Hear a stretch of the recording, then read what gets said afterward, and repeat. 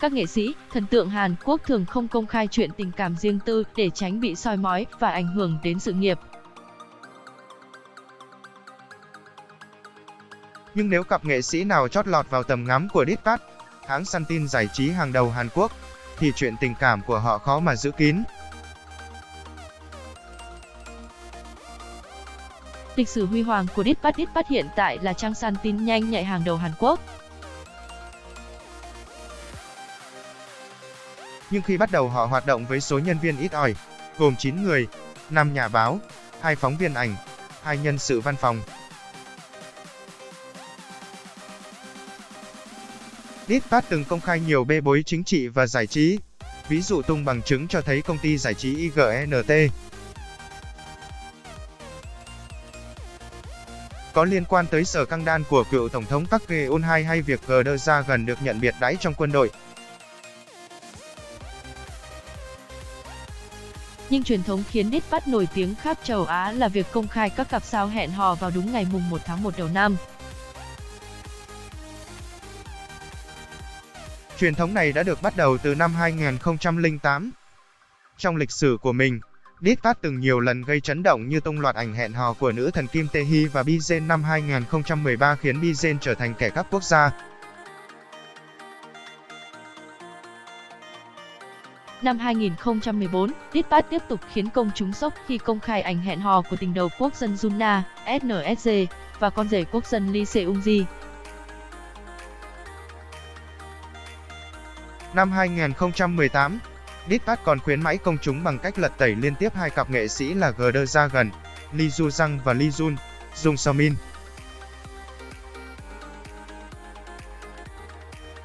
Chính vì vậy, mỗi ngày đầu năm, người hâm mộ Hàn Quốc vừa háo hức vừa thấp thỏm chờ đợi xem cặp nghệ sĩ nào sẽ được gọi tên. Có nhiều tờ báo cũng công khai hình ảnh nghệ sĩ hẹn hò, nhưng Dispatch được đánh giá là săn được nhiều tin sốc gây chấn động, lật tẩy những cặp nghệ sĩ không ai ngờ tới. Nếu Dispatch đã công khai, đừng dại phủ nhận Dispatch bắt đầu soi các cặp tình nhân bí mật nhờ chính người hâm mộ của họ.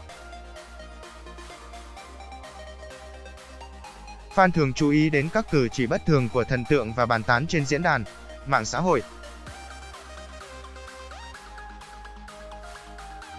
Và các phóng viên Dispatch sau khi nắm được đầu mối này sẽ tổ chức chiến dịch săn lùng. Các tay săn ảnh của Dispatch không ngần ngại theo chân nghệ sĩ đi từ công ty đến khách sạn, từ trong nước đến nước ngoài. Thời gian đầu mới hoạt động, phóng viên Dispatch không ngần ngại gõ cửa xe của nghệ sĩ Kim Jong Min và hỏi có phải anh đang hẹn hò với nữ diễn viên Hyun Jang không. Phóng viên bị Kim Jong Min ném camera xuống đất, từ đó họ hoạt động kín đáo hơn.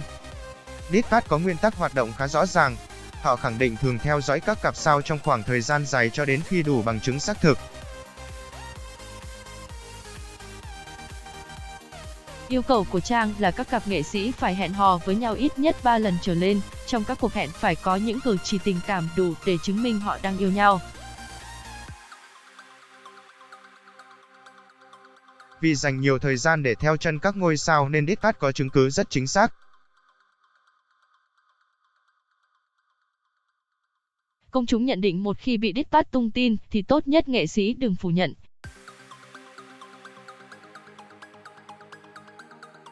Ví dụ, tháng 7 năm 2017 một số trang tin của Hàn Quốc từng đặt nghi vấn nữ ca sĩ UEE, After School, và nam ca sĩ nam hẹn hò với nhau. Tuy nhiên cả hai lên tiếng phủ nhận, UEE còn viết trên trang cá nhân rằng cô rất bất ngờ khi nghe tin đồn hẹn hò.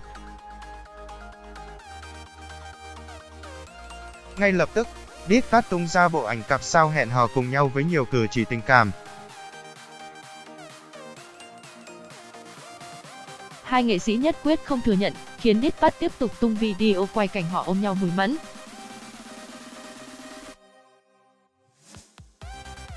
Cuối cùng UEE và nam phải chịu thua và lên tiếng công khai hẹn hò.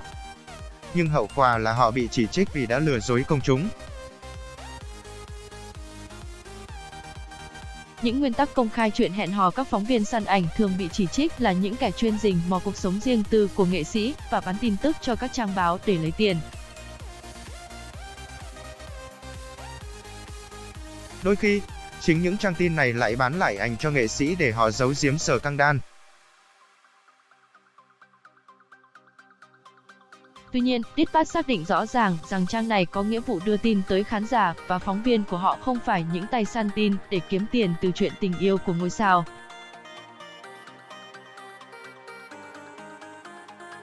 Chúng tôi sẽ không đưa tin về đời tư của các sao tân binh và những vụ ngoại tình. Tôi nghĩ thế là đủ để tách biệt chúng tôi với tiêu chuẩn của một tay săn ảnh đúng nghĩa, người đại diện Dittpart nhấn mạnh.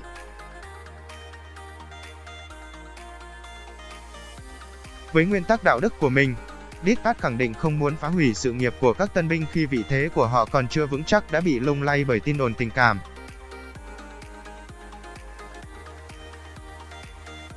Cũng giống như các tờ báo giải trí khác của Hàn Quốc, Dittpart không đưa tin về các cặp tình nhân đồng tính.